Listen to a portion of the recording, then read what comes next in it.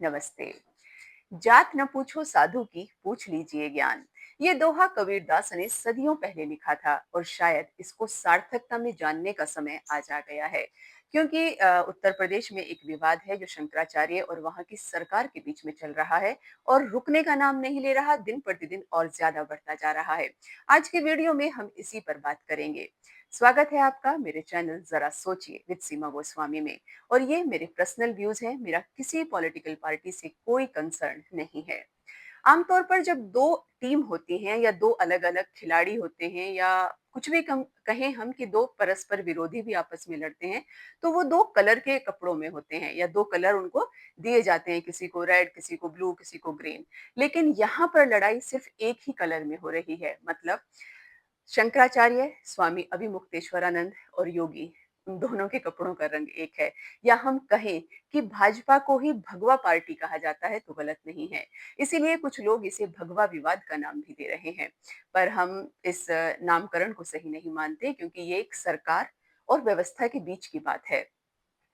ये सारा विवाद शुरू हुआ मौनी अमावस्या से। माघ माह का मेला संगम के तट पर हर साल लगता है, जिसमें लाखों लोग स्नान के लिए आते हैं और उसमें अखाड़े भी आते हैं, साधु संत भी आते हैं। लेकिन उसकी व्यवस्था कुंभ की तरह नहीं होती।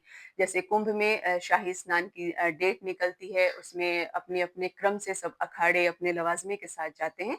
तो ऐसी कोई भी व्यवस्था माघ माह के इस स्नान में नहीं की जाती है। उसमें सब लोग जाते हैं, नहाते हैं, आस्था की डुबकी लगाते हैं और चले जाते हैं। लेकिन कुछ अखाड़े वहां पर रुकते हैं, उन्हें उनके अकॉर्डिंगली जगह अलॉट की जाती है।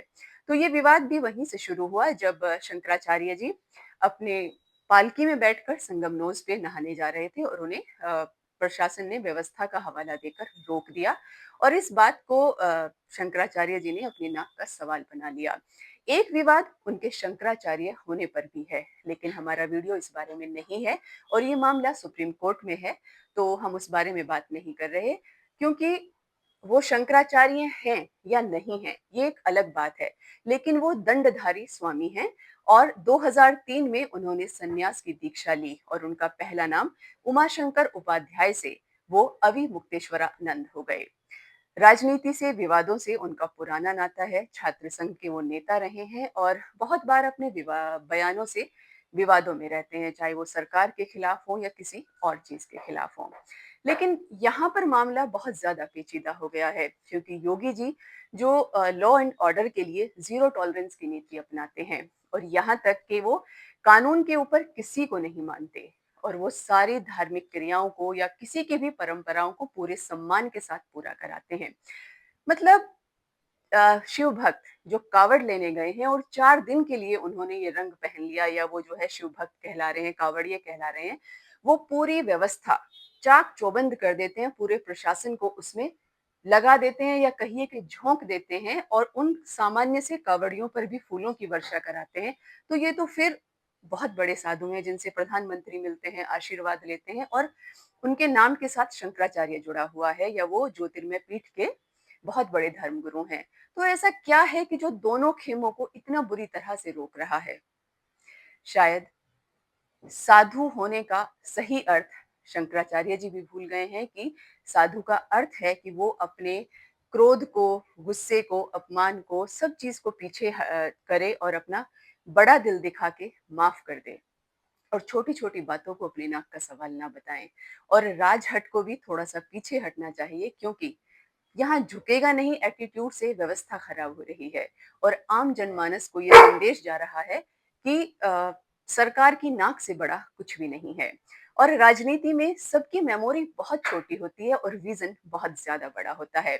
और बैठे बिठाए इस मौके ने माघ मेले को एक पॉलिटिकल अखाड़े में बदल दिया है। चाहे वो मीडिया हाउस है या ऑपोजिशन है, सबको एक टूल मिल गया है।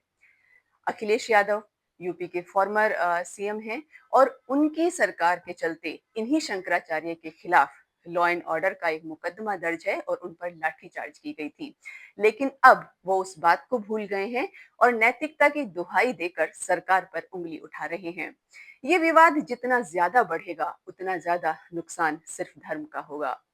तो धर्मगुरु धर्म से बड़े नहीं हैं और सरकार भी उनसे बड़ी नहीं हो सकती। तो बीच का रास्ता अपनाएं, बड़ा दिल दिखा के एक दूसरे को माफ करें और ये आम जनमानस पर जो इस बात का गलत असर हो रहा है, इसको पीछे छोड़ने का समय शायद यही है। और हम उम्मीद करते हैं कि जब ये वीडियो आप लोगों के पास पहुंच रहा हो, तो इस विवाद का कोई सार्थक और सम्मानजनक हल निकल गया हो। क्योंकि संगम में आप नहाने आए हैं, अपने पाप से, अपने या जो भी हम कहें उससे उऋण होते हैं हम नहा के, तो ये भी एक चीज़ है, इसको भी आप बहाकर आगे बढ़ जाइए। इसके नेक्स्ट वीडियो में हम बात करेंगे कि शंकराचार्य किसको कहते हैं, उनकी योग्यता क्या होती है, या उनको जिस बात पे अभी भी ये है कि उनको किसी ने पट्टाभिषेक नहीं किया, ये समारोह कैसे होता है और इसमें कौन-कौन लोग सम्मिलित होते हैं, इस बात के बारे में हम नेक्स्ट वीडियो में बात करेंगे। और आप अंत तक इस वीडियो के साथ बने हैं, थैंक यू। और अगर आपको अच्छा लगे तो शेयर और सब्सक्राइब ज़रूर करें। नमस्ते।